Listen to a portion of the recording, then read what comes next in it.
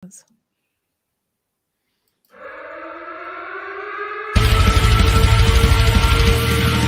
are standing by.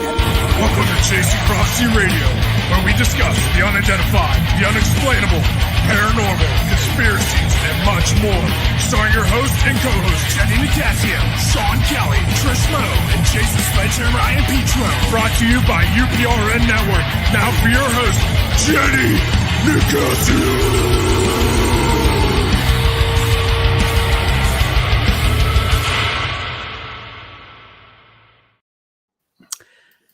Good evening and welcome to Chasing Prophecy on FM 105.3 New Orleans, where we discuss anything and everything beyond the scope of normal. I'm Jenny Nicasio, along with my co-host Sean Kelly and Jason Ian Petro, and Trish Moe will be joining us, I hope. Good evening, boys. Good evening. Good evening, Miss Jenny. How are you? I'm doing quite well. How are you today? Okay, I guess. How was your Christmas? It was wonderful, actually. It was a very nice Christmas. Was it? Nice. Yes, What did it Santa was. Claus bring you? Yeah. Oh, he got me a Fitbit. Because I'm, you know me, I'm so fit. Yeah, got a Fitbit. Got some really nice presents. It was a very nice Christmas. I'm very glad everybody was glad you there. had a No one nice was one. sick. Very good. So, how was yours, Sean? Not good. Not good at all. That's so sad. Yeah. My son came in from Indiana and was on a Sunday.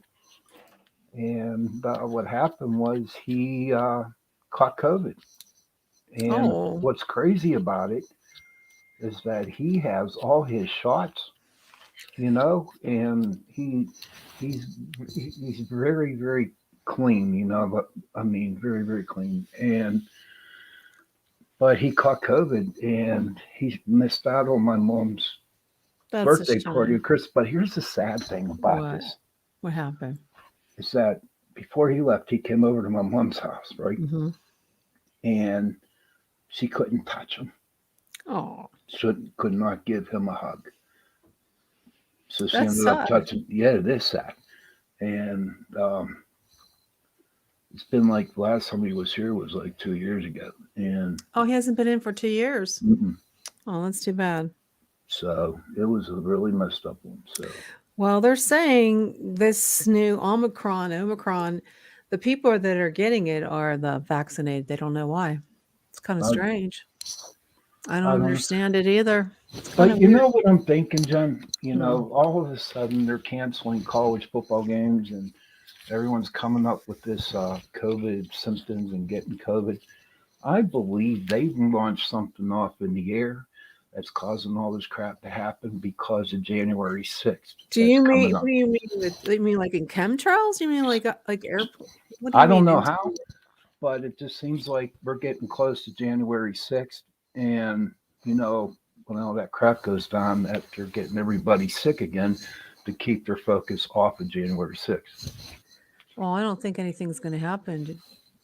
I don't either, but you know them. How was your Christmas, Jason? Oh, it was pretty good. Watching the kiddo run around and, after he went crazy with all his gifts, he had more fun with the wrapping paper and boxes than anything. So we got that on video and, I made sure I videoed the whole thing from the time he woke up and opened all his presents from Santa and stuff. And it was just cool. It was something special to see, and I'm looking forward to next year when he gets a little bit older, maybe understands Santa Claus. Yeah, he's still a little young. Yeah. It's still Before fun. you know though. it, they're 13 years old. Oh, God. I'll have to get another job just to feed him. Yeah, seriously. Well, there's a lot of stuff going on out there, and it's just not COVID. It's just, it's just the weather. Everything is just, it seems like we're in this vortex where we're never going to get out of. It seems like there's one thing after another. Yeah. It's the season of gloom and doom now. After New Year's is when the Great Depression hits. Yeah. Yeah, I mean, the wintertime blues. I get like that letdown after Christmas. It takes me so long to get back into them. I overate. I have too much sugar in me. Trying to okay, I'm starting my diet again come New Year's Day, but I'm Yeah. starting carnivore. My kids are starting that. I'm going to do carnivore. I'm not going to What's have any that? It's no carbohydrates at all. No, So like a keto. no, almost. it's Atkins. no, you just don't have any on carbs. You just eat meat, chicken, Nice. fish, I can deal with that. and you just don't Yeah. have any carbohydrates. If you, no salads, nothing. Oh So it should my. be interesting. Yeah, it's going hardcore. But that's why I got my Fitbit so I can take my steps and whatever. And I do Peloton. So it's fun. But tonight we have a really interesting guest. So she's gonna help us discuss the 2020 predictions. And she's also a best-selling author. She's passionate, page-turning paranormal, which we love. She's 2-time San Diego Book Award winner for Best Published Fantasy-Sci-fi-Horror and Best Published Romance. I gotta sit down with this lady and talk. She has to get me back into writing again. Her short stories have been published in print and in magazines, and her vampire story, which I love vampires, The Immortal Beloved, was a finalist for the Bram Stoker Award. When she's not writing, Lisa's also a professional tarot and oracle card reader with clients from all over the world, and she loves all things paranormal. She even spent 7 years as a DEC, America's Most Haunted Resident. I'm not sure if I pronounced that right. At the Whaley House. You guys know that house Now, in San Whaley, Diego? I never read. I was I starting to never heard read of a that little one. bit about it, but I don't. And you can learn more her at lisakessler.com. So we're going to give her a warm welcome to the show, Lisa. Thank you for joining us this Hi, evening. Hi, Lisa. Hi, thanks for having me. Thank you for Thanks for being coming So on. glad to have you here tonight. We have so much to talk about with you. Yes. First off, I'm so impressed that you are, your paranormal stories, and tell us a little bit how you got into the writing and how did you get into the paranormal side and into the tarot cards readings? Was that something that you always were doing? Were you born this way? No, I've always loved paranormal things, but believe it or not, New Orleans plays a giant part in why I'm a published author now, but San Diego native. But anyway, I was really into Anne Rice's Vampire Chronicles, and you had to wait like a year and a half between books. And so I would just for fun write my own vampires. But I worked in a family business at the time, and we made window shades, and I went to a trade show in New Orleans. So while I was in New Orleans, I had to get my palm read, right? So go to a palm reader, and she was right on target on everything. And then on the way out, she asked me, "Can I ask you something?" And I said, "Sure." And she said, "Are you a writer?" And I said, "No, I sell window shades." And then I thought about it and I said, "Well, I write for fun." And she says, "Oh, you're going to be a famous writer someday." And I thought, what? And anyway, I ended up having my first book written like 6 months later. Who knew?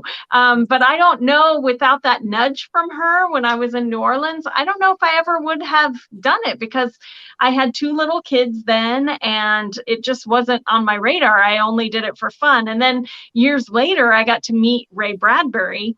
And he told me, that he believed you had to write almost 1 million words of useless words before you started to become a good storyteller. And I thought, oh my gosh, I was practicing all this time without knowing. But really, if I hadn't had gotten that nudge in New Orleans, I don't know that I ever would have tried to get published. And that was when I started writing short stories, because I was like, am I really an okay writer? And then I had one final for a Bram Stoker award, and I thought, well, okay. So I started submitting my novels, and yeah, finally got published. So Awesome. interesting. Nice. The right place at the right time. Right? Yeah, you need that little bit of nudge to get you moving. So maybe you're my little bit of nudge that I needed to get moving again. Exactly. I heard you talking about that you need to write again. So definitely. Definitely. So, okay, so what about the tarot card readings? Were you doing that before? I mean, was this something that you were like born with? Well, I was always interested in tarot cards. And for anyone out there listening who's interested in tarot cards, but you get that booklet and you're like, oh my gosh, 78, I'll never remember them all. a lot of it has to do with how you connect with your deck. And I got the Rider-Waite Tarot deck, which is the traditional starter deck, but it is full of pictures of angry men. Almost all the cards have angry men on them. Angry men. And I So just what are you couldn't- trying to say here, Lisa? What are you trying to say? well, I just couldn't connect with it. And so I could never remember. And so I gave up. And then over the years, I started collecting tarot decks because I still really liked, the idea of it. And I finally connected with one. And once I realized, the different imagery and things that are in the cards, I can pretty much read off any deck now. But I started practicing more, and I got involved in a psychic circle where I practiced more. And eventually I started reading for clients at different shops. And now I do it through Zoom all over the world. So it's one of my favorite things. Awesome. I've always been curious about like tarot readings and stuff. Mhm. Like, how accurate would you say that that practice is? Like, if you go to a client and they, hey, I want to get a tarot card reading, and you read their cards, like, is it pretty dead on? That is a great question. And I don't pretend to understand how it works, but 100% you always get the card you need. Always. And I don't know why that is, but you always do. I've had skeptics come in before, and one man sat down and he told me, I don't believe in any of this stuff, but I'm curious and I wanted to try. I'm like, okay. So I had shuffled out all the cards, and I like to let people, when I'm in person, I like to let people draw their own cards. And so I shuffled and I laid them all out, and you always need to have an intention when you draw. Otherwise you get answers and you don't know what they're for. So always have an intention in your head. What do I need to know for the next 3 months? Or what do I need to know today? Or will I get this new job? Have that in your head when you draw. But anyway, he was thinking about his work, and he drew, I told him to draw 5 cards, and he just drew the first 5 in the front. And I thought, oh, okay. But I kid you not, all 5 cards that he got were pentacles, which are the health and money cards. Those are the cards for work. And I was blown away, all my hair standing up on my arms. And he's like, wow. But it was the perfect reading for him of what he needed. So you always get the card you need. And sometimes if you're asking for something that is in the future, like next year, you might not understand quite yet what that card means, but you hold on to it because it will become clear. You always get the card you need. What spread do you use, Lisa? I have many decks, but my go-to deck for readings that I like to use is the Mystic Dreamer deck. I just connect with it really well. So that's the one that I usually use if I'm reading for other people. Do you use the Celtic Cross, or the spread? What spread do you use? That is a great question. Also, I do not do the Celtic Cross. I know lots of people who do, and it works really well for them. But I find that because it has so many blocks and things like that, that I get so hung up on which card is where in the spread that I lose my connection. The whole point of a tarot card is it's just a tool to tap into your own intuition. So if you get too hung up on what the rules are, you kind of miss the message. You turn off that crown chakra and you're not getting the message. Right. So I've made my own spreads. I do a Mayan spread and an X-Wing spread. But typically, I let people draw 5 cards. That gives you a really good inkling with their intention of what they want to know. That gives you a really good inkling. And then you might draw 1 or 2 oracle cards to get more precise, dig into it a little more if they have a question about a card. Does that make sense? Makes a lot of sense, yeah. Okay. I use the Animal Totem deck. What? Oh, that's a great deck. Yeah. And I only draw 3 cards. 3 cards is perfect. Yeah. You can just do past, present, future and get a lot of information that way. Mm-hmm. To me, in my experience, I did read tarot and I could read tarot, but I don't go by the definitions. I go by what I feel about the card and what I feel with the person. But I noticed that I've gone to a lot of fairs that I've worked, and what happens is, there's some people that get intimidated by them or they're afraid of the deck. Yes. That's why I started using the Animal Totem deck. and they're more relaxed, and they're more Right. open, and that we can do that. Yeah. Well, and I think the movies and things make tarot into some kind of mystical, scary thing, and I understand why they do it because the drama is really cool. If you've ever seen Carnival from HBO, such a great show, but it also, pulls up scary tarot things. But the reality is tarot, ever since the beginning, was just supposed to be a tool to help you get out of your own way and trust your intuition. So it's not really a scary mystical thing. Sometimes I sit down to do a reading and there are days where I look at the cards and think, this is so silly. It's just pictures printed on cardboard. But then people get the exact card they need and I go, whoa. Because again, it's just a tool. It's not like this magical, scary thing. It's just a tool to tap into the intuition that we all have, but we talk ourselves out of it constantly. Hi, Trish. Hi, Trish. Hello, Trish. Thanks for coming Welcome. Hello. Sorry. It's Boy, if we okay. ever had a dinner date, we'd have to call you like 2 hours early. I That's a was good like, one, this Sean. happens and I was actually on. I was on time to my chair and desk area here, but my computer didn't cooperate. So The gremlins were real. I know. Did There you is have a a gremlin nice right behind Christmas? you. Oh no. Lisa, real quick, did you bring your tarot deck with you? Do you have it on you? I do. Because I'm sure Jenny would like you to pull a card for her. Oh, Yeah, there we go. I have a question real quick. I know I showed up late. Oh, of course, Thor had to make My boy.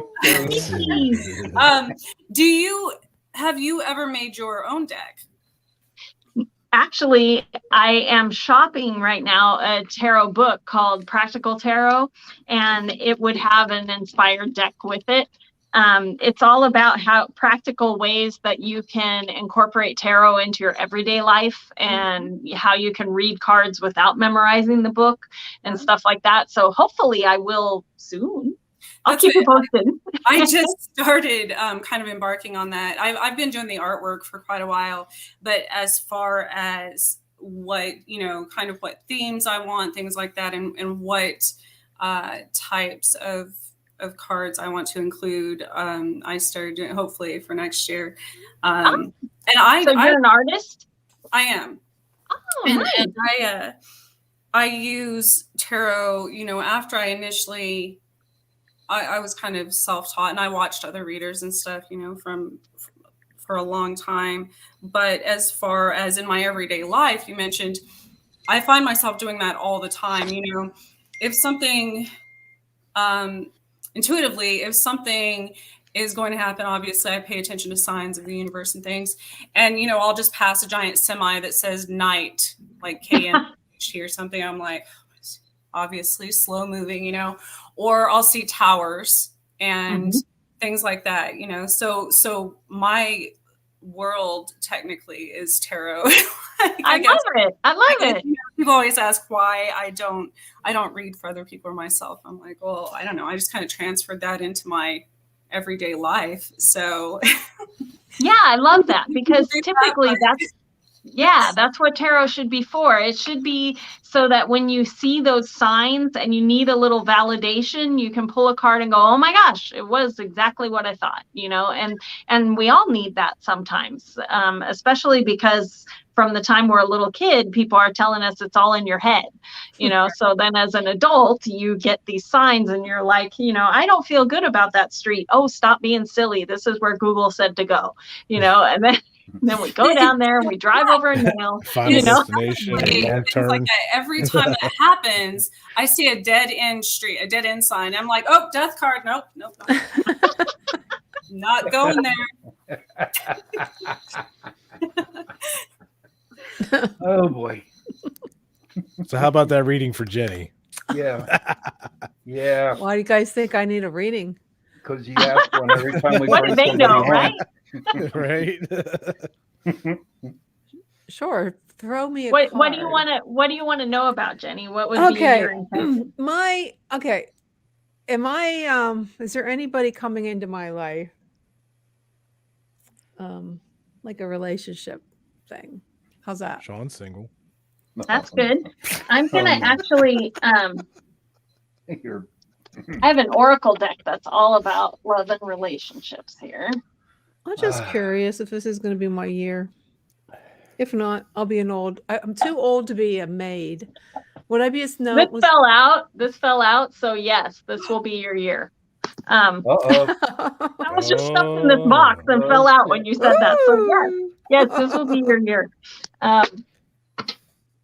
Are you in New Orleans too? No, I'm in Pittsburgh, suburbs. Pittsburgh. Okay. I know love in the age of COVID is rough, but all right. Well, if you're on TikTok. Yeah. All right.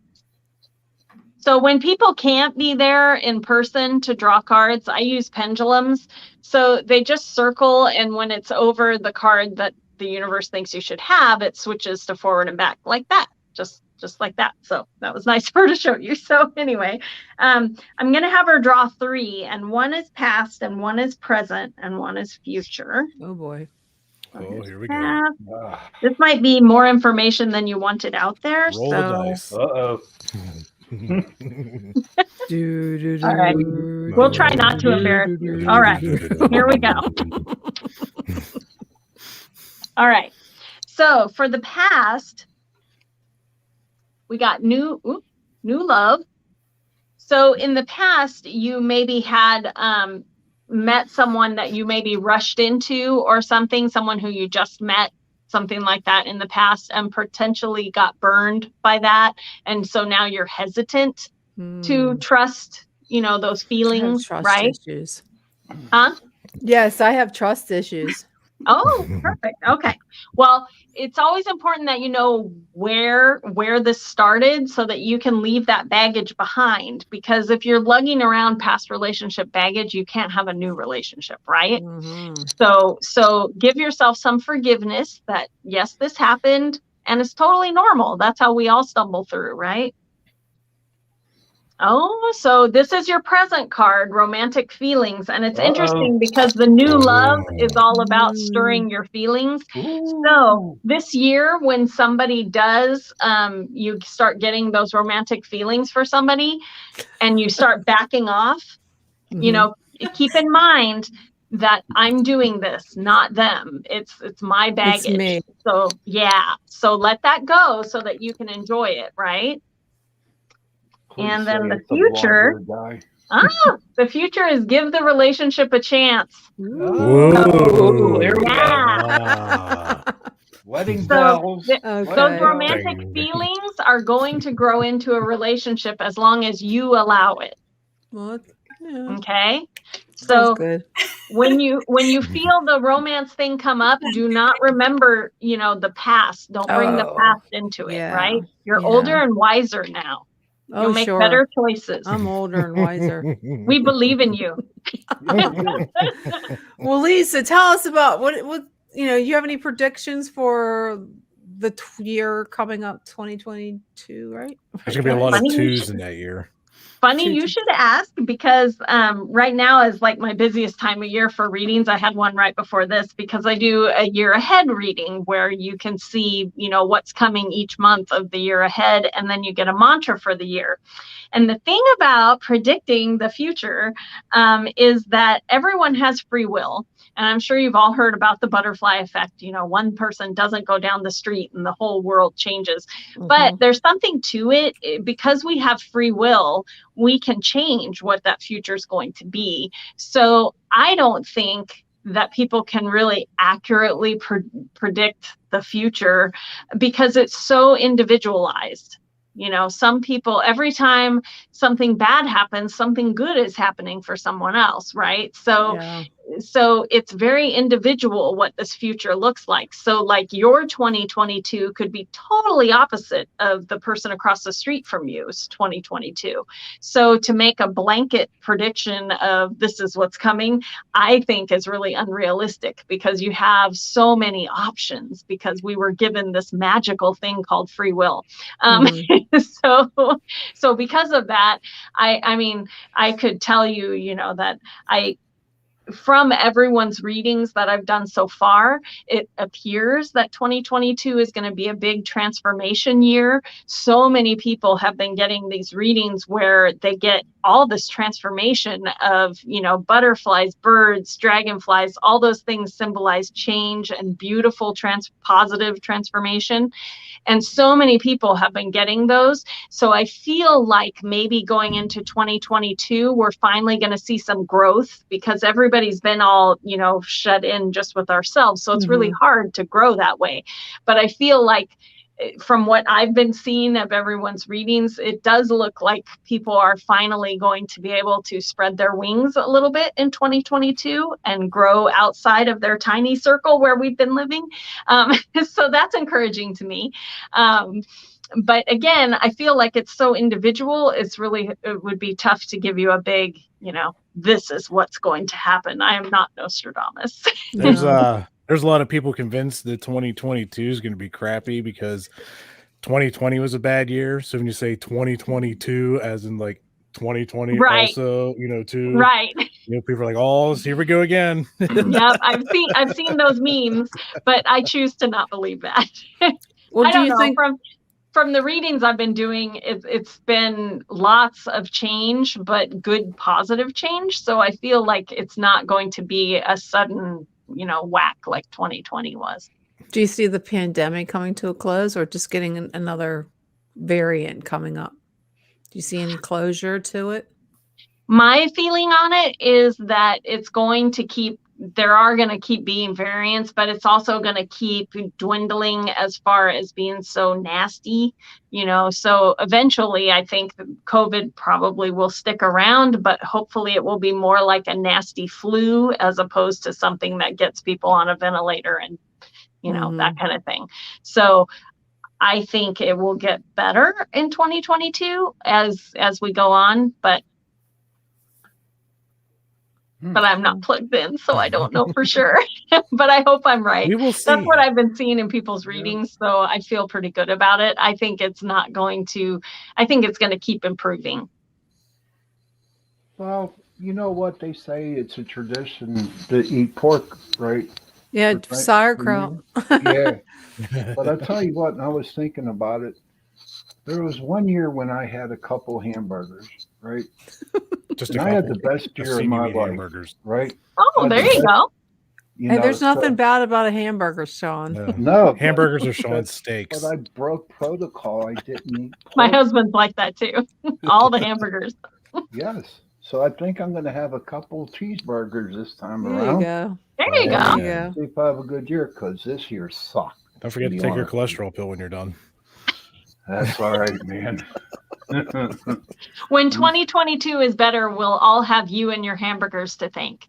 There you go. Yeah, you should pull some cards for Sean.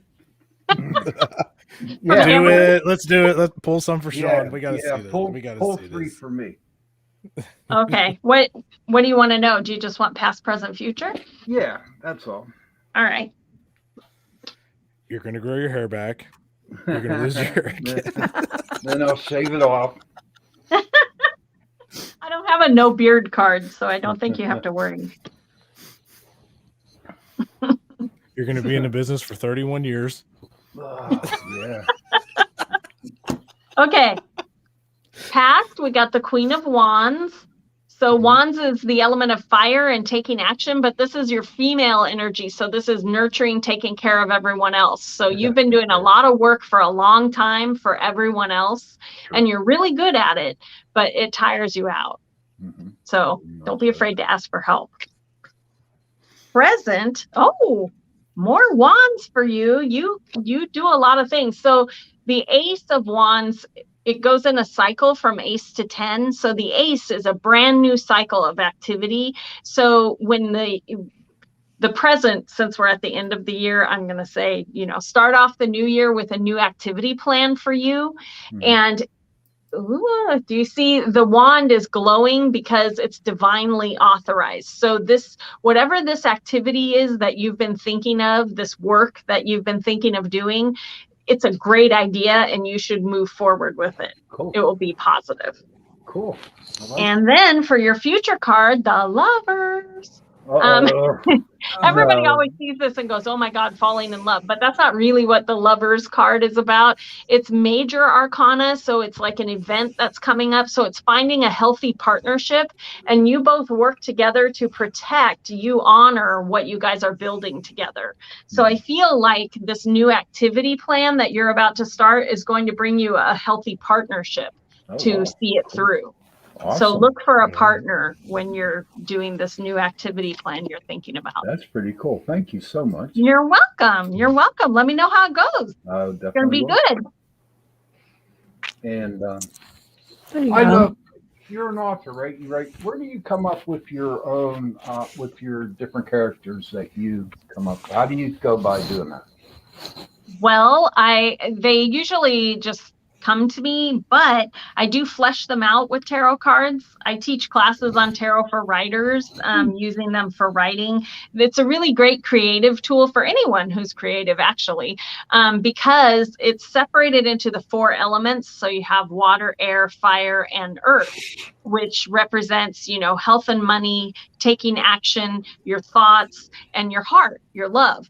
And so that makes a really well-rounded character when you're writing. So I always draw past, present, future for heroes and heroines and all that kind of thing. And if I get stuck while I'm writing, because I'm not a big outliner, I write by the seat of my pants. So if I get stuck, I'll often pull a card and go, oh, okay, that'll work, and that really helps me get things moving. So I do use it creatively also. I feel like anyone who's a creative, like a painter or a digital artist or a writer, something like that, anybody who's creative like that, you're like tapping into this super conscious that wants this, these creative things told, these stories, cave paintings. We've been doing it forever. We tap into that. And so sometimes when we get stressed, we can't tap in. And that's when tarot cards can really help you get your creative juices flowing, because you get out of the way, and it's a tool to, tap back into that stream so you don't feel like you're swimming upstream. That's a good question. One more real quick. So say like our listeners out there that are interested in starting to read tarot, what kind of deck do you offer or suggest, or what should our listeners do in order to start reading? Great question. I always send people to go hunt around Pinterest, because when you go looking for a tarot deck, usually on the back, it's only going to show you like 3 cards. And I have been a victim of this so many times, where I see the 3 cards and I'm like, oh my gosh, it's beautiful. One time there was this Fae tarot deck, and the cards on the back were gorgeous. It was 3 cards from the major arcana, and I love Fae and fairies and all that. So anyway, I was sure it was going to be such a great deck. And I spent like $35 on it, and I opened it up, and all of the minor arcana were like star novas. So it was just like these weird swirls of light. And I thought, oh, I don't connect with this at all. This is giving me nothing.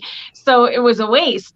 But I discovered that on Pinterest, many people buy the decks and they take pictures of all the cards and they'll post them on Pinterest. So you can really get a good feel for what the deck is, so that you don't make that mistake. And if you're new to tarot, it's really good for you to look for that, because like for me, when I found the Mystic Dreamer deck, it really opened things up for me, and now I can read off any deck. So look for one as a beginner that really speaks to you. Like you see the pictures and things pop in your head, ideas pop in your head, even before you read the book and know what the traditional meaning is of the card. If you're getting things off the card, they're working for you. So go on Pinterest and look at all the decks that people have posted, and find ones where the pictures really, make your intuition start snapping. That's the deck for you. I have a question about the tarot. So I remember like growing up, everybody's always saying like Ouija boards are bad, and I also heard that tarot is bad as well. Now I'm an adult, so I'm trying to understand everything better. I know, I definitely won't be playing with an Ouija board, but I wanted to, is there any kind of similar ties with tarot in something like an Ouija board, or is it completely separate? Don't need to worry about. It's I don't know. So I'm completely curious. separate. So here's the difference. So when you play with a Ouija board, you are basically asking anything out in the universe that's sitting there a question.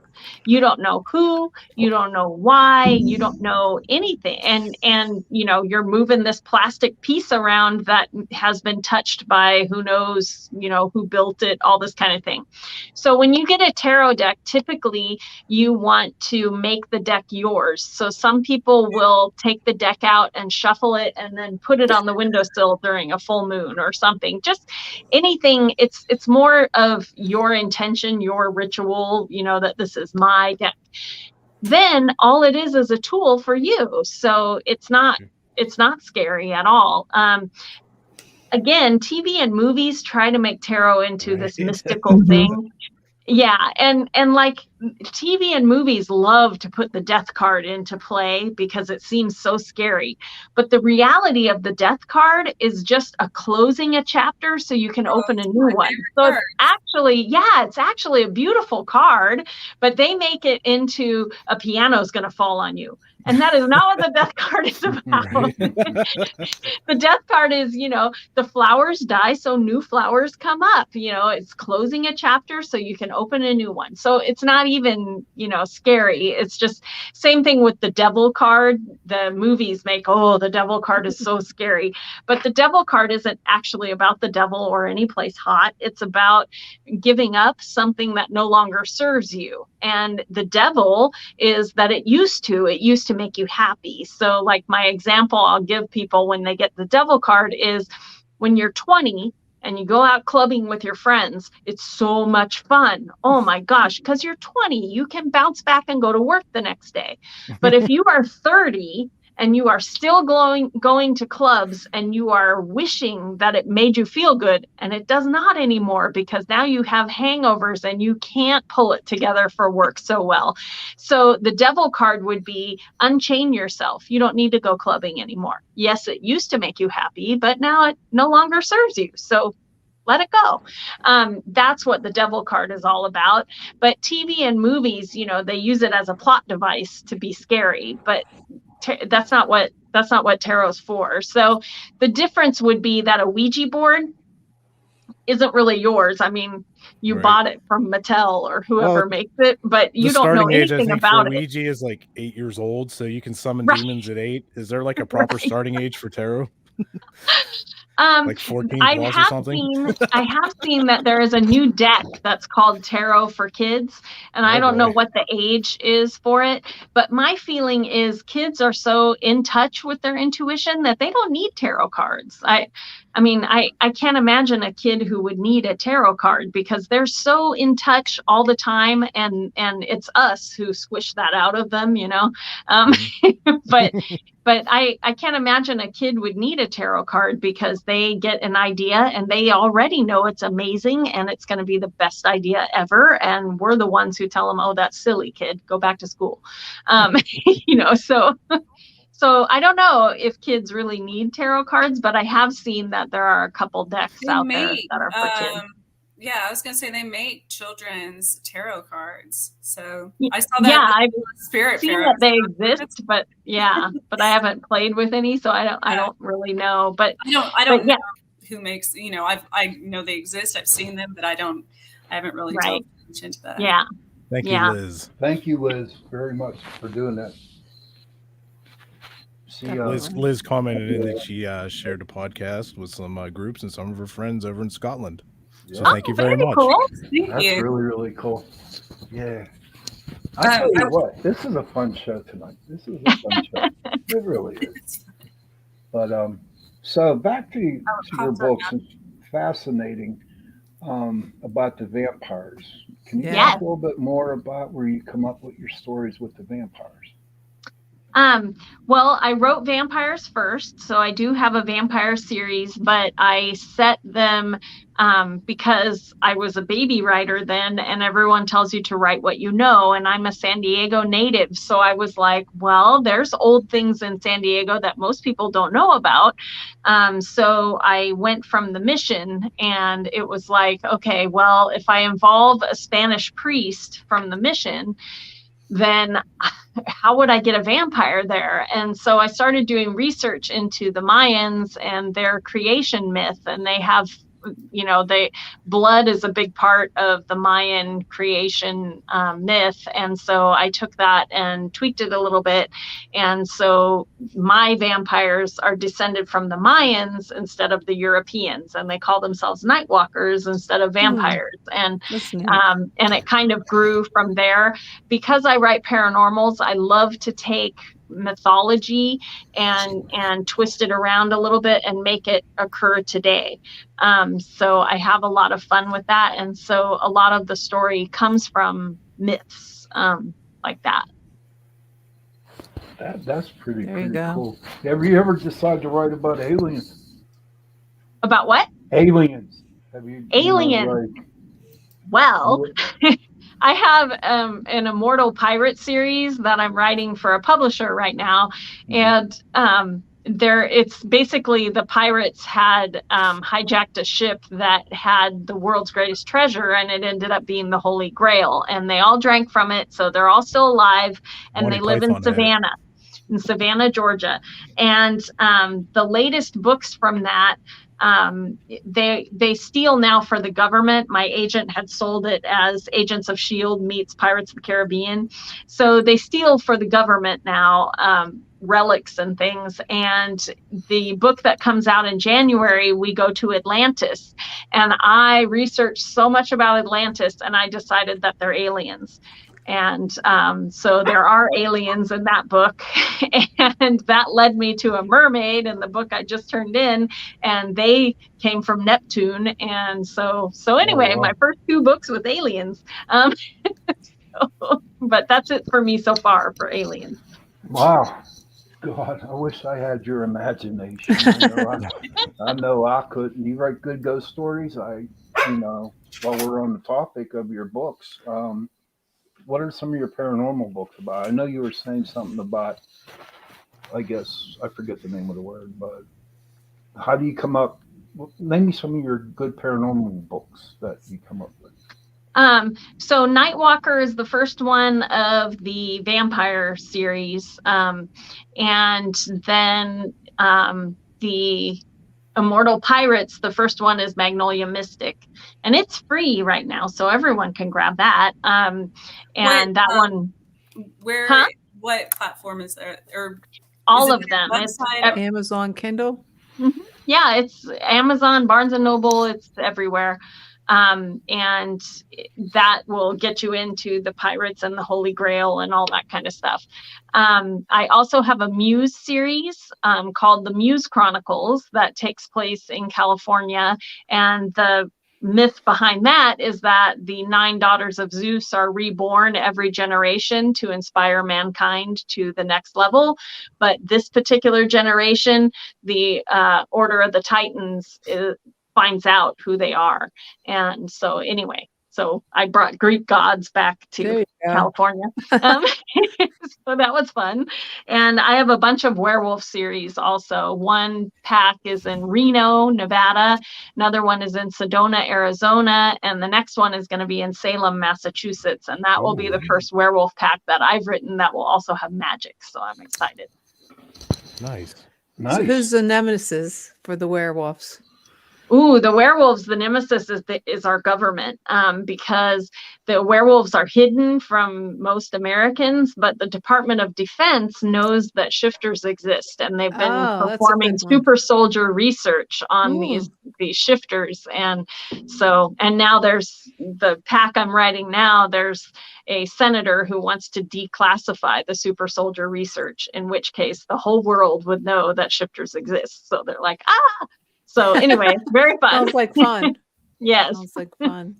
So I was watching a documentary yesterday, actually, which was one I had never seen. I thought I had heard most stories about vampires and werewolves throughout time, and this one had the perspective that vampires and werewolves started out as kind of the same creature in the beginning of time. Oh. It's interesting. Mm-hmm. And they had all this proof to back it up. And I thought I had never heard that you see things about the hybrids like later in time in story, Right. and Egyptology and things like that. But this was stating that from the very beginning, they had the same, werewolves were vampires, vampires were werewolves. So it was interesting. Did you ever see that movie Van Helsing with Hugh Jackman? Mm-hmm. Yes. That had a really interesting mythology where the vampire and the werewolf were angels and one was fallen, and it was really very, very cool. Part of my favorite part of reading paranormal books is that people can take that core mythology that we all know and just twist it a little bit. Mm-hmm. And I love that. And I love the creativity of how different people do that is really interesting to me. And I love that. Part of what I loved about Anne Rice's Vampire Chronicles was that she twisted it up with all kinds of, she twisted up with witches, with God, with, just the creation of being and the old ones and Acacia. And it was so fantastic, and she wove it through all the different time periods and all that kind of thing. That I always find that fascinating. So I love reading, paranormal books like that.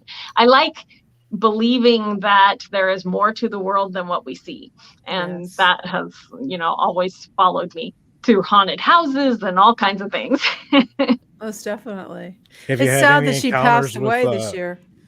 I know. I was very sad to hear that. I'm so glad that I got to meet her 5 years ago, which That would was have so been great. Yeah, she was so kind and nice, and I told her the silly story about the time I went to New Orleans and I laid under her limousine and took pictures.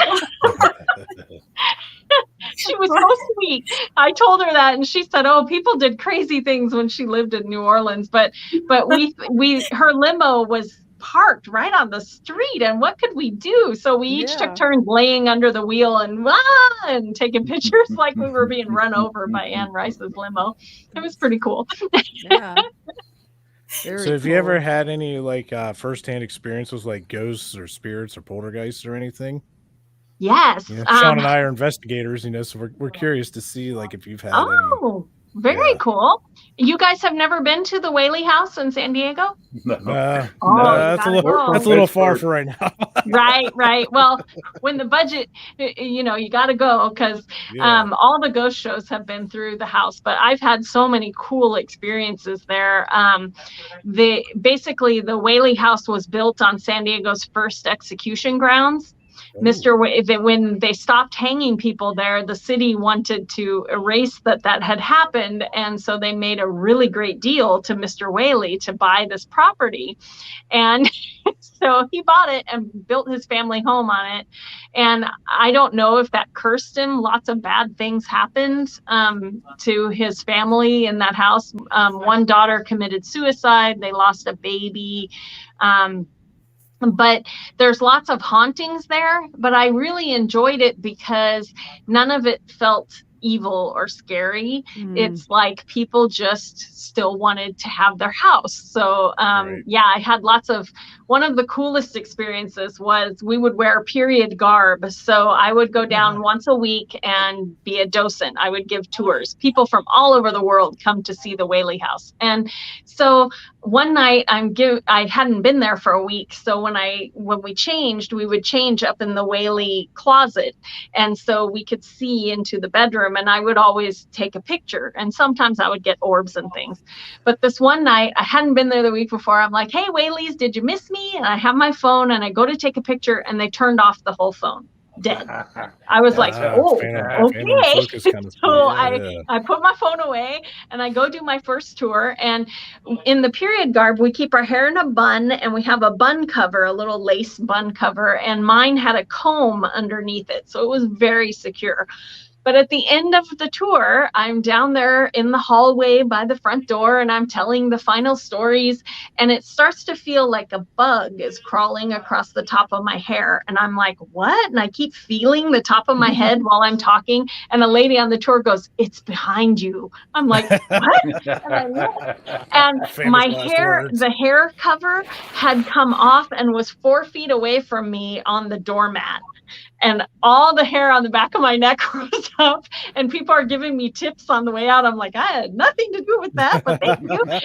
And so when everyone was outside, I closed the door and I picked it up and I told the Whaleys, thank you, that's enough. And they left me alone the rest of the night. And they had done it so gently that it had to have been the daughters of the Whaleys.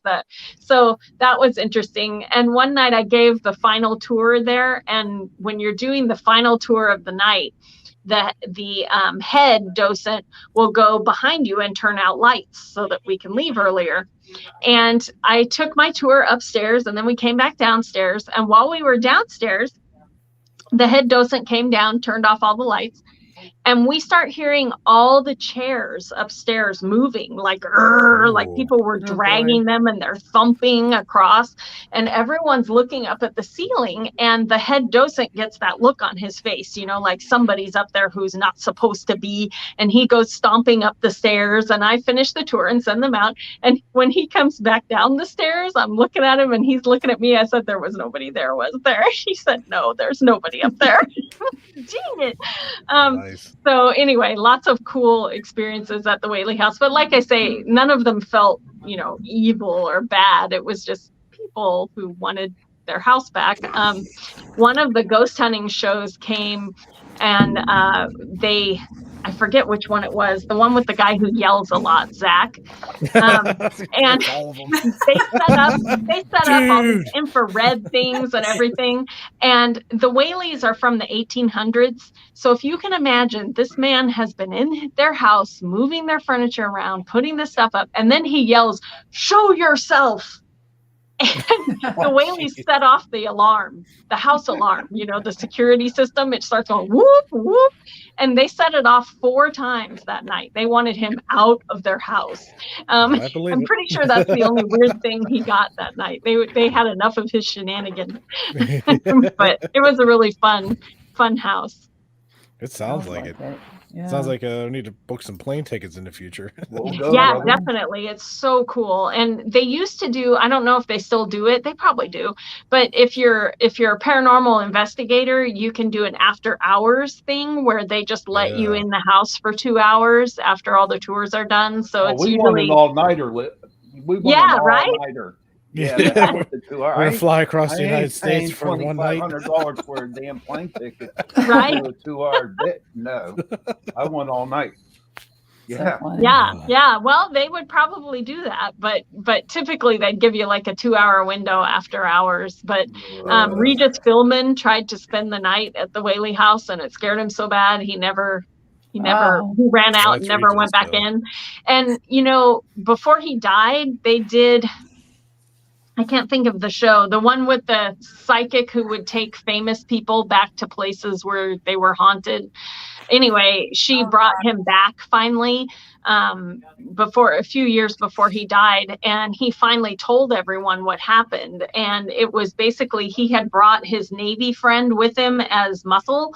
And when his Navy friend was unrolling his sleeping bag, Regis was standing there, and the Mrs. Whaley came out of the picture, and her apparition apparently was so clear that he's freaking out, and his Navy buddy looked up and saw her and tried to tackle her. And then she was gone, and they were out, done. We've had clients before that were talking about trying to beat up ghosts. It's yeah. I've never seen an apparition luck. that clear, but that's pretty. That would freak me out too. But yeah, that was very interesting. But Mrs. Whaley saw him there. Maybe she wanted to help. I don't know. But they were out. That's why you got to good. keep cameras rolling the whole time. You know, Yes. video cameras and regular cameras, and Definitely. full spectrum cameras, and blah blah blah blah blah. Well, is there anything else you want to share with us this evening before we let you go? Did Jason get a reading? Yeah, Jason, you guys? Trish didn't get one either. Yeah, you guys can get a reading. Oh, do you want a reading before I go? Might as well make it the whole group of us. Okay. Jay, what do you want? What's your question? Just the 3. We'll do the Okay, past, present, future. Yeah. All right. Oh, here we go. Here we go. All All right, right. let me turn my here we camera go. off because I don't know what's going to Here happen. No Ouija Dude, board. You don't dude. have to be scared. All right. My racing, it's about to pop out of my chest right now. I'm so nervous. Oh, Come on, if you believe that shit. I'll be very gentle. I promise. He's- Okay. I was at Here the we go. doctor's office today and they Everyone gave me a shot in my foot. I just like closed my eyes and froze. I was like, I can't deal with this. Okay, for your past, you got the Knight of Wands. Remember, Wands is fire and taking action, but Knights rush in where others fear to tread. So they often rush in with no plan. So on this deck, it's very cute because he's here ready to go, but his horse has no saddle or bridle. So he's going to get there really fast, doesn't know where he's going. So when this card comes up, it's usually a nudge from spirit that you maybe, this was in your past position. So you maybe had these great ideas and you took off before you really had a plan. So you never finished. So, you know, that's kind of the night energy is that you're going to rush, but you really don't have a plan. Send it. All right. And then your current is the Queen of Cups. So the Queen is your female side, your nurturing side, but Cups is the element of water. So this represents our emotions that are always moving and changing. And the thing about the Queen of Cups is she holds her cup and looks at it. So it's like love is something, is an object to have. She's not like participating. And in the background, there are ships passing her by. So when this card comes up, it's a nudge from spirit to get back involved. If you're already in a relationship, make an effort to be involved in it. Instead of having it, participate in it. And if you're not in a relationship right now, it could be that you have made love something on a pedestal that you would like to achieve someday instead of getting back in the water, you know, and participating. So either way, you know, focus on your love right now because it's right now you're not an active participant. Does that make sense? Yeah, I get you. Okay. And your future. Great boy. future for you, the sun. So in tarot, there are 78 cards. There is only one good luck card, and that's the sun. That's what we got. So 2022 is going to be an awesome year for you. If you can see it, she's holding out her hand and the sun is hitting it and every flower is blooming. And so don't be afraid in 2022 to go for it because luck is on your side. Okay. All right. Okay. Yeah. Can't wait to hear what big things you do, but don't forget. I'm curious. You know, I got some things in the works. Don't forget to make a plan. Just saying. Don't just dive Don't in and repeat find the out there's no water. Yeah, don't repeat your past. Make a plan. Ugh. Who do we miss? Trish. Trish. Oh, What come would you on. like to know? Open your eyes, Trish. Come on. Yeah, just past, present, future. Past, present, future. All right. All I'm right. like, Jason, I'm gonna have a heart attack here. Oh, come on. It wasn't that Where's bad, four right? at? Bring It four wasn't in that there. bad. Was it secretly awful and you're just scared over there? It wasn't bad. All right. He's still You'll be just percolating fine, Trish. over all of He's that. still he's got to process that. Yeah, Yeah, I gotta keep process. I processing just over had my there. whole lifeline thrown in like 5 minutes, so I gotta process it all. All right, here we go. Oh, Page of Swords. So Page energy is young you. Your inner child is still in you. And this is your past. So past you used to have big dreams. And when this card comes up, it's always a nudge from spirit to honor our inner child. So you had swords is air. It's real in our head, but not actually out in the world. You need to think about, you had some great idea when you were younger, when you were a kid, and you haven't acted on that. If there's a way for you to bring that up, it raises your vibration. Honoring your inner child is like pressing that happy button. So you're like an artist. If there was something that you loved as a kid, for me it's unicorns, but draw that and let that out, because it'll really light you up. Okay. Huh. Now, I had a lot of ideas as a kid, so there's no telling. Oh, there you go. Oh. Well, tap in and meditate, and it will come back to you. You got the High Priestess for your present. And again, this is major arcana, so it's a nudge from spirit for you to get back connected. So meditate, whatever your image is for your dogma, your God, your spirit, your universe, whatever you believe, you need to get back in touch with that, because when we're away from it, it makes it easy for us to lose that feeling that we were made for this moment, right? You were made for this moment. You're made of stardust. There's only one you. And when you tap into this High Priestess energy, it gives you purpose again. You remember, that I was created for this, right? And for future, Hanged Man. So the Hanged Man in tarot is all about looking at something from a whole different angle. And again, because this is major arcana, there's going to be an event, probably the beginning of 2022, where your gut reaction is to say no, or to do this or something like that. Remember this card and go, wait, I'm going to do something I would never do. And, try a whole different thing, see it from a different angle. The other cool thing is you'll see there's two birds holding you up. Birds in tarot always represent your guides, your spirit guides, your angels, all that kind of thing. And they're holding you up. So you're safe. You can make a different decision than you usually make, and you'll be safe. So don't be afraid when that situation comes up here in the near future, to look at it from a whole different angle than you normally would. And you're going to go down a whole new path. It'll be great. Okay. Thank you. Thank you, Lisa. Yeah, thank There you you very go. much. We got to have you on again. Yes, you did well. Yeah. I'd be happy to come back sometime. But thanks for having me. And I hope you guys all have a fantastic 2022. Yeah, and I'm going to check out You your too, books. Lisa. Yeah, Okay. definitely. All right, yes, Please thank you very do. much. And stay in touch. I'll see you guys later. Okay, All right, you have a take great care. one. Thank you again Bye. for coming on the Thank show. you. There you go. She was good. I liked her. Yeah. Yeah, she was a really good, interesting. Interesting. I'm going to have to check out her books, especially the vampire ones. Yeah. Yeah. Unfortunately, it's about that time for me to. Okay, All right, Jason, you Jason, take you it easy. take Hope you care, feel buddy. better. Yeah, thanks. Yeah, it's gonna be a pretty busy day tomorrow. Okay, you get to sleep. 3:30 comes early. Yep. Won't I have a know good that night. feeling, brother. Hey, have a good night.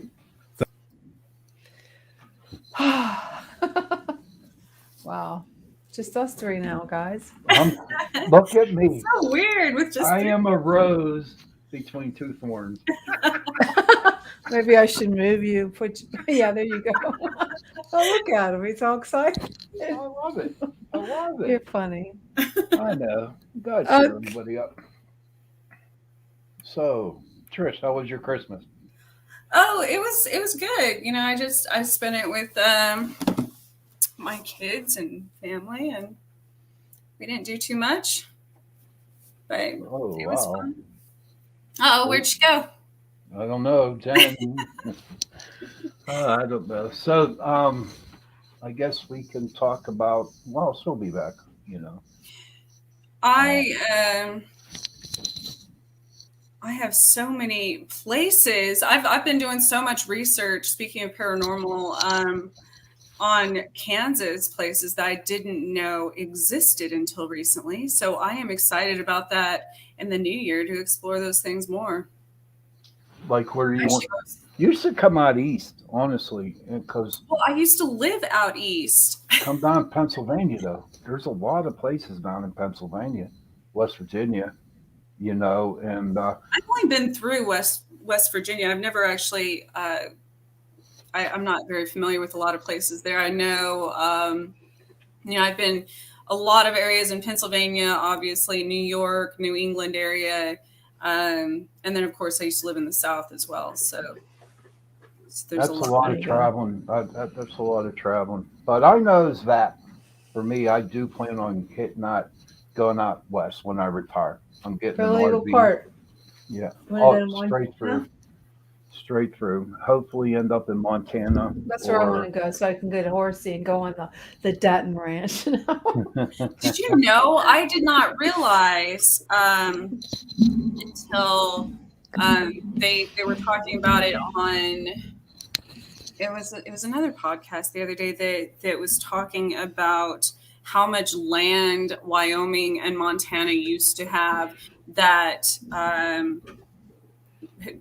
was just bare and nothing there. And now with the cannabis industry, they have, I don't know if they're government owned, but a lot of the state now in Montana, surprisingly, is owned by the marijuana industry. Really? Oh wow! A lot of it's owned by the Chinese too, believe it or not. Well, I mean, I don't know who owns it. I just know they've made a lot of the land into those fields. So the Chinese own some of Montana. I thought it was Canada.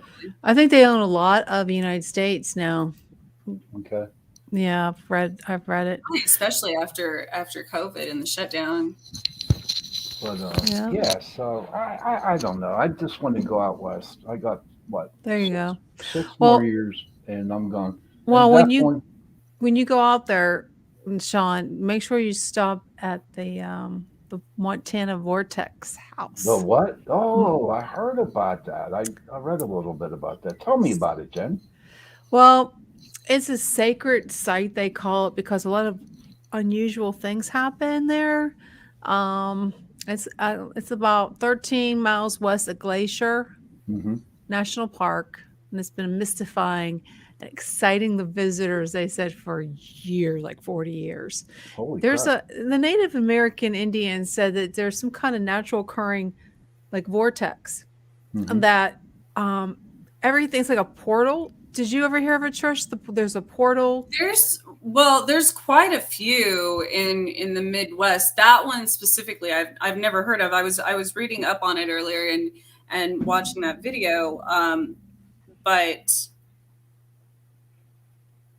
I'm wondering.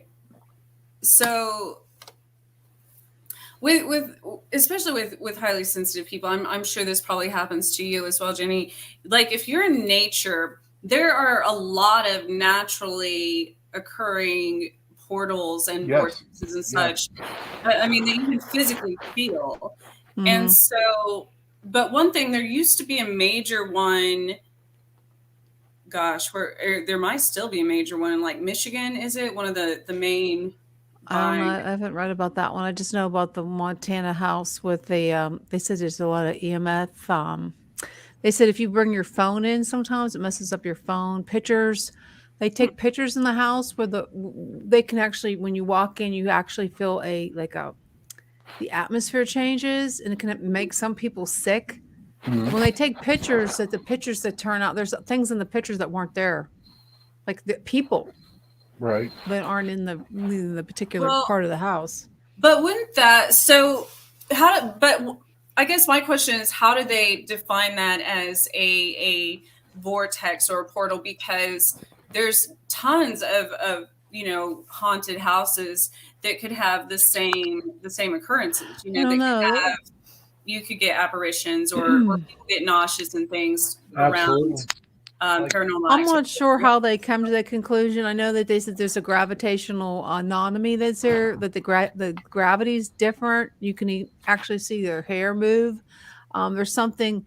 That's what I was It's not- wondering. If it's something like with the magnetic, It's just not the house. It's a particular area, like the whole area. It's like they could call I it see. a vortex. Keep losing my head. I mean, I know there are some houses that I did investigate that, and believe it or not, it's closets that when I go and like in the house and I go to the closet, um, I get that feeling like like Jenny was explaining there. It's like a vortex. Augie, what the hell are you doing, buddy? I can't. Well, so show there that. is something I've often, I've thought about this a lot with closets because obviously throughout history, throughout folklore, there's always been something with caves and closets. And look at all the children's movies where, the monsters come out of the closet and different. It's never like it's the closet or under the bed. It's not. Oh, And that's stories like that have been around since. a lot of like I know Stranger Things. Wasn't there some kind of portal? I don't know if you ever watched Stranger Things on. That was in the closet, you mean? I'm not sure if it was a closet. There was just total like another like there's a they called it a vortex with these take them to a different, I guess, a time or it's sort of like the Matrix, sort of like this is this reality. And there's a different I can't even talk reality. Well, and then of course there's like the Lion, the Witch, and the Wardrobe. They go through the wardrobe and what's the other? There's one in the trunk. Here's what's scary for me. If I see the vortex there, all right, I want to walk through it. That's me. I want to walk through it. My question is, would I come back? Because, if I walk through, where in the hell am I going to be? What year will it be? What would be around me? And all these thoughts get into my head. So if I did see a vortex out there in the woods, I'd be just running the other way. Well, let's say think Skinwalker Ranch is. It's just one big vortex. Well, the same, we talked about the one in New York, in Watertown, New York, briefly the one time. And that one specifically, there's a specific part of the park. It's a giant, city park. And people have claimed to walk into one side of the park and all of a sudden they end up on the other side of it because it's kind of on a giant hill, which is another, that's a little bit different. I'm like, okay, so it's not like a portal vortex out in the middle of flat land. There's a difference to me in it being on the side of a hill because as we've studied with historically and with aliens and everything else, that could be kind of an illusion, that maybe that's some type of door or something, obviously. So I still don't know, how to differentiate between vortexes and portals and the illusion, these hidden doors and things like that. Because I think there's definitely a difference in, especially the ones that are near water or in caves, things like that, because I think they feel differently paranormal, from a paranormal sense. Well, I got Guido for Christmas, right? See him? I got Guido. All right. And he's a man in black. You're funny, Sean. Come on, be happy. 2021's done. It's over. Well, this is a picture that Augie, I believe it. Yeah. This is the vortex house. That's wild. And I guess she's saying that it's causing some kind of goofy gravity. No, Gravity Hill here, Jen, right? No. Have you ever heard of it? Yeah. Okay, my question is now. That could be a vortex. It's magnets, believe it or not. Well, magnetic pole, yeah. Now, what do you mean? There's magnets in the road or? All around the area, all around that road. It's the magnetic pole of the earth. Yeah, that's what they say, but they're actually real magnets. Well, big ones. No, did someone put them there on purpose or with? Oh. Yeah. So who's not to say that this house, these people for 40 some years put major magnets around the place to make it. Maybe there is. But why? Okay, first of all, who would put them there? Well, like in your area, for instance. To make money. A lot of people go there. they make a lot of money up there in that place. Oh yeah.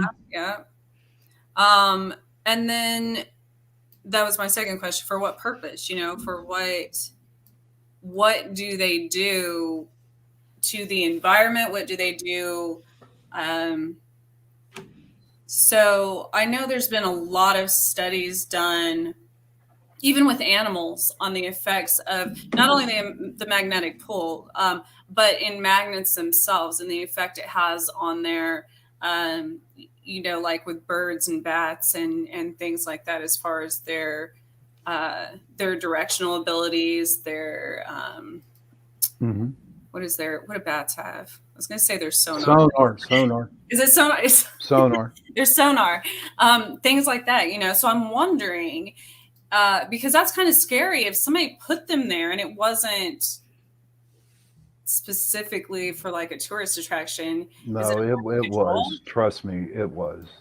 They make tons of money up there, Trish. Oh, I'm sure, but I'm saying, is that just on a surface level, or is what the purpose would be, or can they actually control I don't know, the environment with that, as far as people, traffic? I don't know.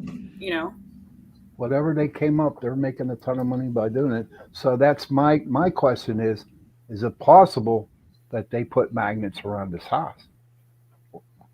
Do you know, in order to get the effect on it? I don't think so, because it's just not that people feel actually they get sick. They get sick in the stomach. I don't. The road it's just like the road goes up, but how's that? Do you have any? I'm trying to think the name of it. What's it called? The road. Shit. I don't know. Augie, do you know the road? Yeah, Augie. What's the word? Road. But what the hell is it? It's like you go up, but your car goes back. I know what you're talking. I just seen that on. Forget the name of it. But I can't remember. So I don't know. It just, when something like that happens, or when people, especially when they put it on the internet and they're telling people, come here, come here, come here. To me, that's just a moneymaker. Just like with the paranormal shows, when TAPS, they would go to these big places and they would investigate. And now those people, I mean, to go out to Eastern Penitentiary, it costs like $2,500 just to investigate for a night. Yeah.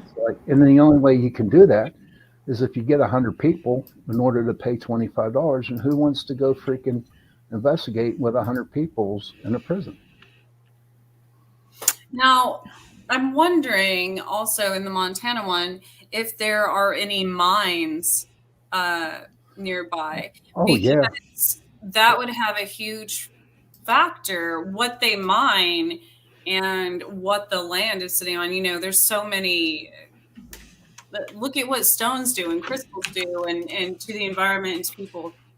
Well, I had a guest on my show, and he's a friend of mine, and he lives in Montana, and he owns like 3 or 4 silver mines, So there's a ton of mines out there. Silver has any metal has a very, affect people differently. So that would be a big, and especially if people, if people are not used to heightened senses and heightened awareness, it's going to make them feel differently and feel sick and stuff. I remember, it's kind of like after I was sick, when my body started healing and all of my senses started coming back heightened, I would get kind of an overload in, of those feelings. And so I'm wondering if that's kind of the effect, this is having, especially if there's stones or something in the earth there.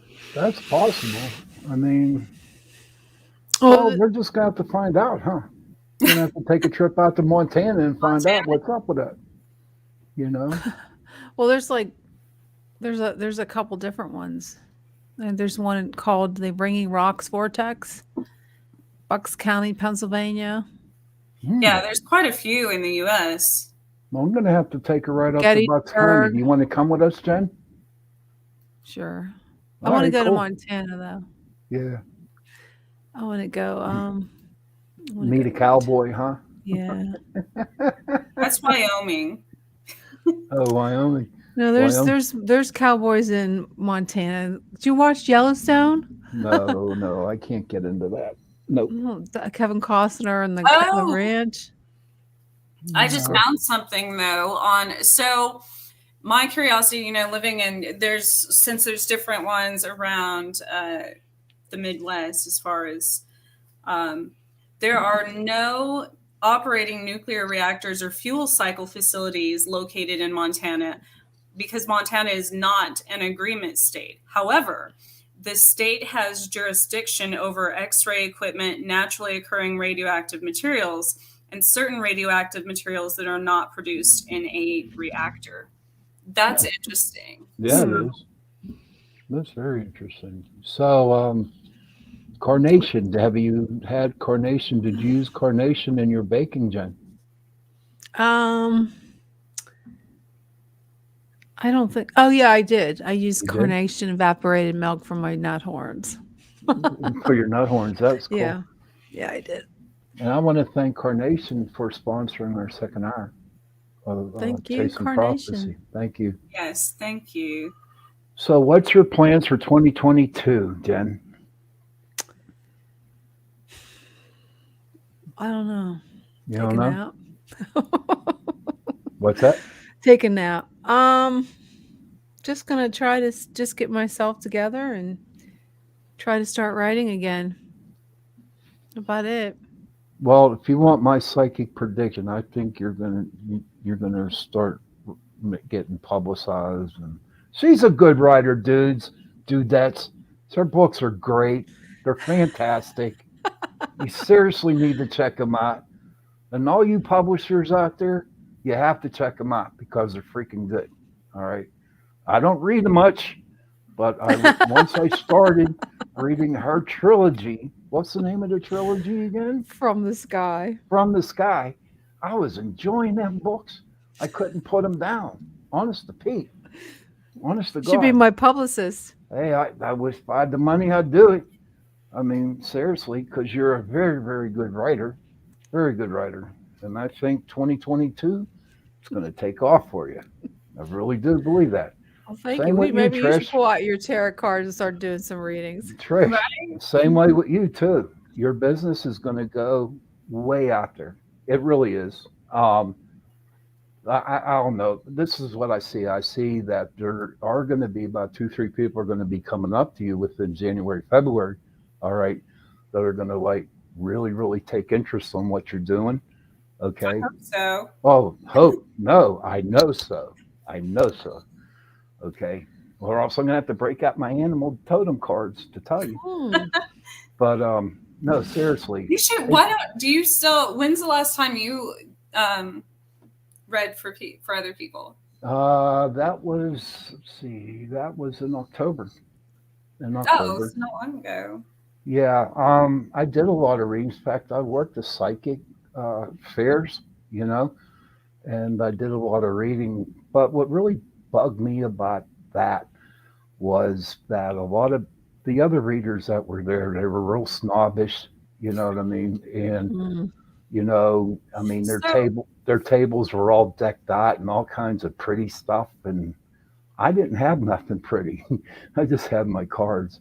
But can I share your this? energy? That's. I'm going to share this one story. And this was the coolest thing. We were in Washington, PA, and we were they had a fair there. And I see this girl standing out there waiting to get a reading, right? She lets the other girl go first, okay? And so when my reading was done, this chick came right over to me, right? And honest to God, I said, you better take that ring out of your purse and put it on your finger because you're going to lose it and your husband's going to get pissed because you're going to forget about it. And you won't have it on your finger. You know what she did? She opened up her purse, put the ring on her finger, and left. But she did pay me. So it was like, yeah. That's how people don't. That's why I don't read for people because they don't. So here's my problem with the ones at, two different things. at spirit fairs and stuff, first of all, there is so much scattered energy there because there's so many different energies, so many different energy workers, so many different energy tools, but a lot of the readers and stuff at these people, I think that's where a lot of readers get kind of the bad stigma, the bad reputation, because there are those out there. I mean, it's as any career, any human, you can have the bad ones and the good ones. There are some that take advantage of people. Right. And so there are some that will use the cards to manipulate people. Yes. To get them kind of hooked and addicted, almost in a gambling nature, because they do, they are money hungry. And then there's the ones that sugarcoat everything and don't actually, they're more people pleasers. Maybe I don't go by the decked out tables and stuff. It's more energy, but Hi, Doreen. But they will kind of, to a sense, manipulate people in that way because they're really just telling them kind of what they want to hear rather than what they're getting from the cards. So right. Now, see, I understand when readers, I mean, it is their business, right? And that's how they do survive. But see, this is where I come in my conflict, and this is my only conflict, nobody else's. I'm not judging anybody else, but this is me. On one hand, I'm good at what I do, okay? And that is to help people. But on the other hand, I know I could take advantage of people, and I don't want to do that because whenever I had my accident back in '83, okay, God gave me this gift to help people. He didn't give it to me to take money. You know what I mean? And so that's where my conflict is right now. My conflict is, so what I do is somebody will come up and ask for a reading, and they first thing out of their mouth is how much? And I tell them, do you have a penny? Give me a penny, because you have to keep that energy flowing when you're doing your reading. You cannot just give and not receive back, Right. But even if they don't have a penny, I ask the person, well, make somebody smile today. You know what I mean? Do something, and that's how you pay me back. But that's the way I work. And I don't know. Enough of me. Your turn, Jen. You okay, honey? Are you okay? Yeah. Oh, lost him. I keep losing you. Can you hear me? Yeah, we can hear you now. Yeah. So I think I need to get a new cards, that I think I showed you all before, or maybe I don't know if I had the box, but they're by Maya Toll, and they are the most. It's kind of like animal oracle cards. You're talking this way. Oh, they're pretty. Oh, they're neat. Yeah, these are some of my favorite. They're about inspirational animals, guidance and rituals from inspirational animals, and it has the most amazing artwork, and they're kind of metallic looking, so it's one of my favorite. I love the artwork on the tarot decks, honest to God. There's some really neat ones. Yes, there are. But what blows me away is how somebody can take a deck of cards and do a reading with them. How do they do that? I don't know. You it's like your face card, all of the suits are kind of your major arcanas, and then you go different numbers are I don't remember what the meanings are for the numbers, but I know they use those in a similar way too. I saw it done one time, and I was impressed. I was not on me, but I saw the girl do it on another person, and I was impressed on how she read it. So I used to read playing cards in that manner, especially when I was a dealer, at a casino. On certain, so obviously in witchcraft, you can read playing cards to determine. Back in the day when I if someone has cursed you or cursed someone else, things like that, you can use playing cards. How do you take a curse off? Oh gosh, depends on what kind of curse it is. Most of the time, we curse ourselves. There is nobody else, you know. so Look at her eyes. we're like, yeah, I'm telling you, you know, we're our greatest critics. So all those negative self thoughts, you're cursing yourself. Don't give me no hope. Oh wow. I don't know. Well, you know, did you buy your pork yet? Did I buy my pork yet? Did you? You know what? I just turned the stupid light off. Now I can't turn it off. I was at the store today and I saw this lady in front. She was behind me. She had these huge pork roasts, then she had pork chops, and then she had a pork, I don't know what it was. Mhm. And I'm like, what are you feeding? Who are you feeding with all that food? It's like, I don't get it. I can't. I was going to buy a pork roast, and I said, you know, I really don't like them.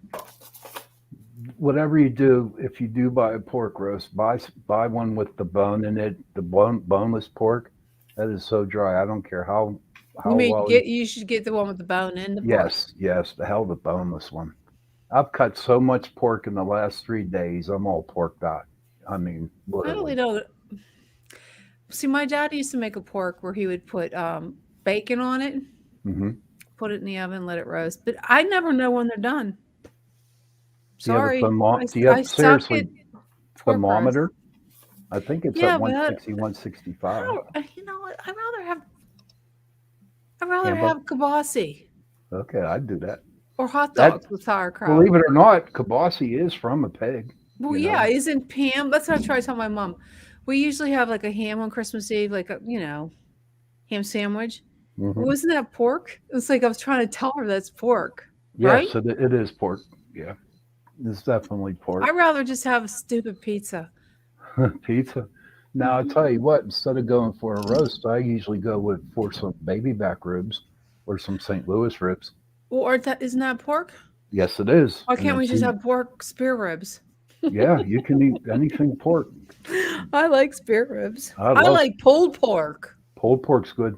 That's the most. Oh my God, that's the best. That's from the butt of the pig. I like Pittsburgh barbecue myself, but Yes. nobody else. How about does. you out there in Kansas? There. What do you Trish? have in Kansas? Yeah. Gosh, my favorite meat, honestly, is probably deer or elk.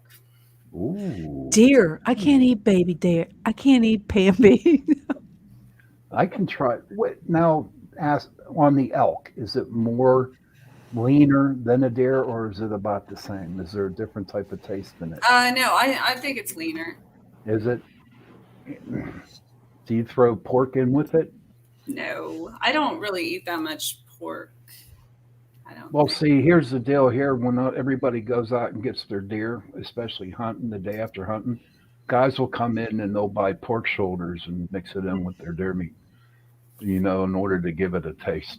I just don't. I don't like, a lot of the fatty meat. So. What is that?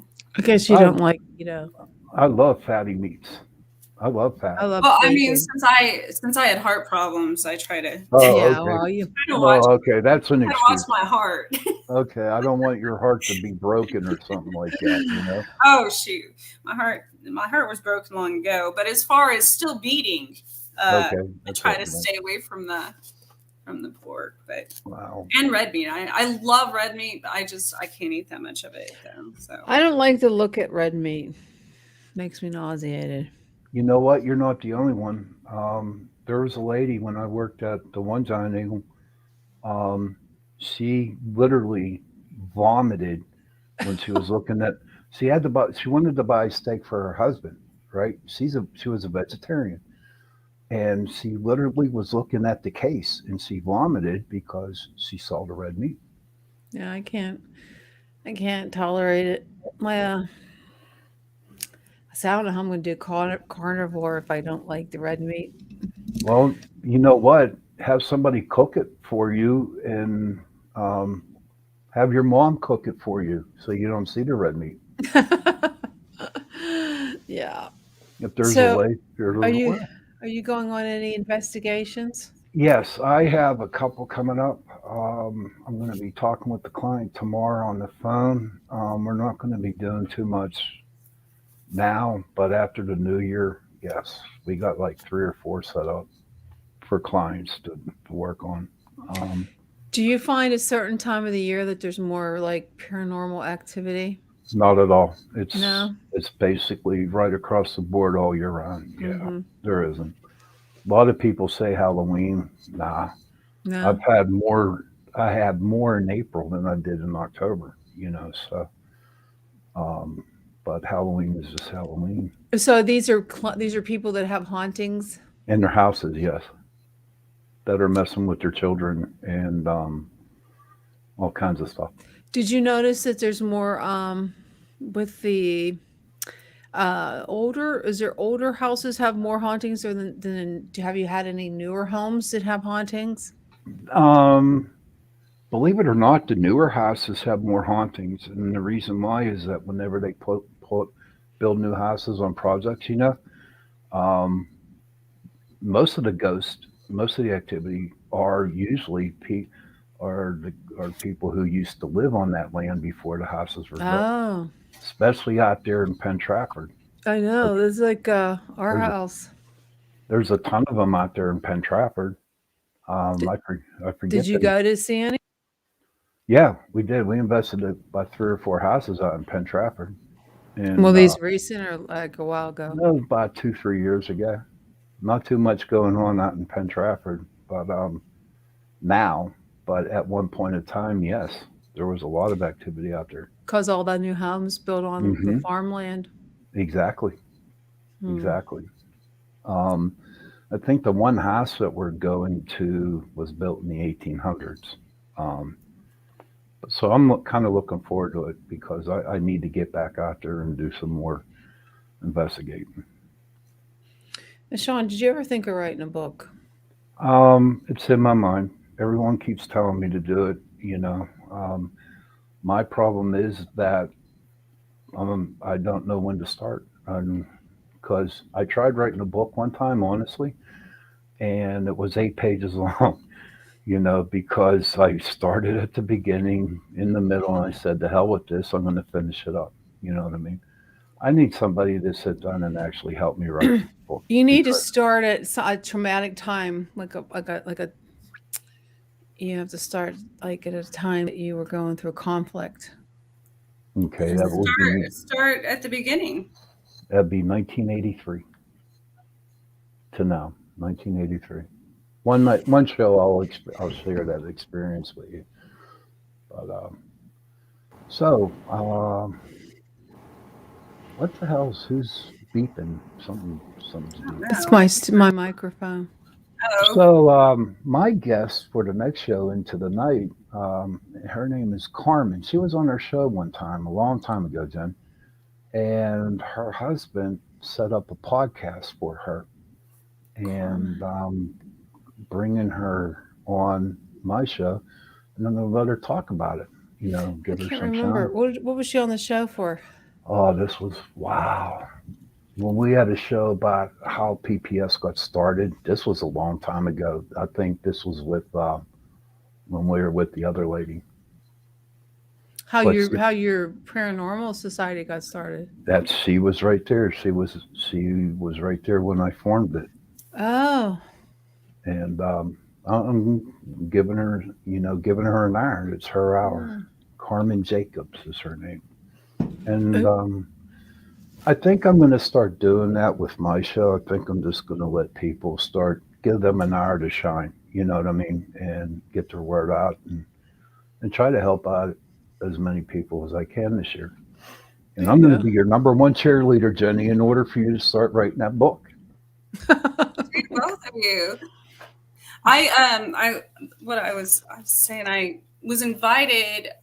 It was the day before Yule, winter solstice, actually. I was invited by XV Planets. I would love to have them on our show. XV. Um, Who are they? I sent you the link, Jenny. They are from the South, of course. Well, they had a group of people from other places as well, but amazing group. We're trying to get all of our information together. We went to the Sally House in Atchison, Kansas, and Atchison in itself has, man, that's going to take me. I could go there and explore forever because there are so many things. There's the Mount Vernon Cemetery, which is one of the, they say that's one of the most haunted in the U.S. The Sally House. There's other. How long ago did you send me a link? A few minutes ago, maybe. Oh God, I haven't gotten it.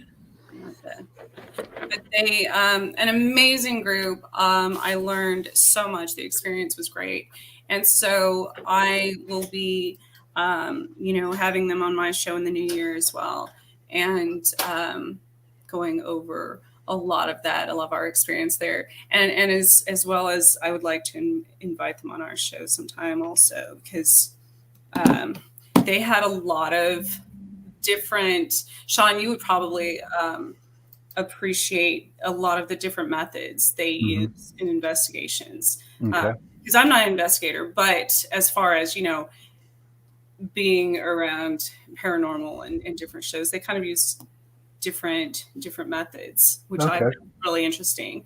So I don't believe their show is going to be broadcast for a few months, and while they go through all of their findings. But it was such a great experience. So. And what's the name of the group, hon? XV Planis. Okay. That's how you pronounce it. I'm gonna have to check them out, look them up. But I do definitely want to go to that Sally House because I did look up on it, and it sounds really, really interesting to go to. So. And across the, Atchison, especially around Halloween and stuff, has so many different.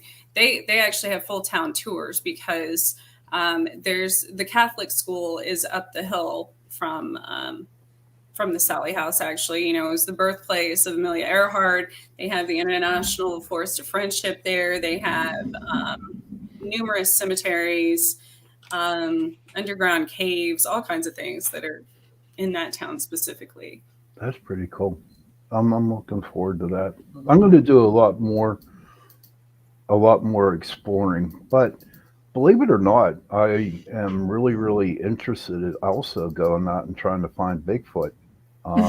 Yeah. I had that experience down in West Virginia where I heard that loud knock on a tree and nobody was out in the woods. And I was like, oh my God, they're real. You know what I mean? So I want to do some of that and don't What laugh. was it knocking sound? It was a knock. When they hit the bat or a piece of wood against a tree, it was a loud knock, real loud. And it wasn't far from where my friend is at either. It was like, her house is here, and it was up on the hill a wee bit. I mean, that sucker was loud. I also want to try a little bit of UFO hunting tonight, the next year. I want to explore. So, real quick, Jen, how do I do that? What do I do? Well, I think you should join MoFont for one. Start going to the shows and the conferences, and if I think I spoke to you about getting your investigation. Yeah, you did. That's still then on. You start to do, go out and actually go investigate. But when there are investigations, is it not after the UFO has appeared? What do you mean? I mean, say like I saw a UFO, I call MUFON, then they come in and investigate? Yeah. Okay. If you see them. Yeah, you if you see one, but then you can actually go when somebody else calls in and you get assigned a case. And you get to go do the investigation yourself, which is really cool. That'd be interesting. I might tag along with somebody. It's pretty cool. And you would tag along with somebody when you first start. I went out with John Ventry a couple times around Jeanette. Jeanette? Yeah. But is it true? Or and this is something that I read. But your area isn't it like a big hotspot for a lot Oh of yeah, it's a real big cryptids, mm-hmm, big cryptids and hot. Bigfoot? What's the Yeah, name it of that is. mountain range? Uh, oh gosh, I The know entire Northeast is like Keystone. Oh, what is it called, John? Oh, come on, we know what it is. We I talked know about what it is, but I it. We forgot with it. Oh my god, I'm having a total brain freeze. It's okay. It's getting late. What's his name? He's always on our show. Stan Gordon. Yeah. Chestnut Chestnut Ridge. Ridge, isn't it? Chestnut Ridge. Chestnut Ridge. Yeah. Yeah. There's a lot of cryptids up in there. So Trish, when you come to Pennsylvania and investigate with us, we got to go up there. So last time I was in Pennsylvania that I actually, stayed there, wasn't just driving through. I was in the Pocono Mountains. Yeah. And that's an interesting. Yeah, it is. Yeah. There's there's some wrong turn type stuff up there, man. Yeah, Poconos are crazy, man. They really are. And I don't. What year? Gosh, it had to have been like 10 years ago at least. And I vacationed there and we got lost, of course, made some type of wrong turn and literally came to armed men like barricading the road in the middle of nowhere on a dirt road somewhere. And this was in Pennsylvania. Don't even know where we're at. Very little cell phones, coverage, things like that. And I was like, I do not stop the car. Don't, don't make eye contact. Don't ask questions. I'm like, just back it up. We're going like, there's not. Definitely. So I plan on doing a lot of stuff for 2022. And I'm looking forward to it. Maybe I'll start writing that book. Yeah.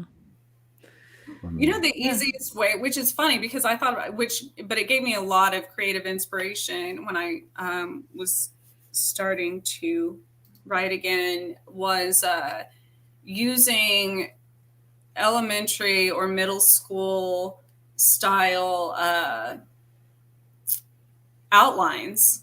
Mm-hmm. Have you ever done that, Jenny? Like, what I'm talking about? Like that they use in classrooms for teaching kids how to write stories. Oh, yeah. You mean do an outline to write?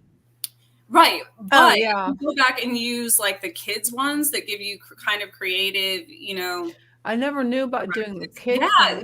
Well, and it was by accident that I started doing that and came across that on a program that I was using for marketing and designing graphics and stuff. And they had these children's, these like teacher templates that I was like, that's actually, because it does, it kind of enacts your, that child in you, the creativity part of you. So it was actually really helpful.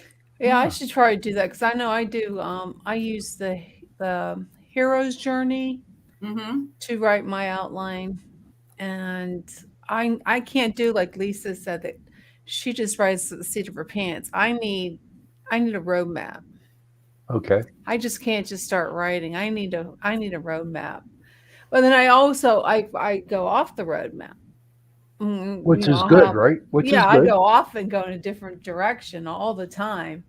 But I need that little bit of a roadmap to get me started because I have to have a roadmap. Like I just can't drive blind. Like I need somewhere to have a starting point and not me, man. My mind goes all over the place. Yeah, I can't do like that. I'm already like that in life. I need a roadmap. I remember one story I wrote. I was in ninth grade. It was called "The Killer Tomato."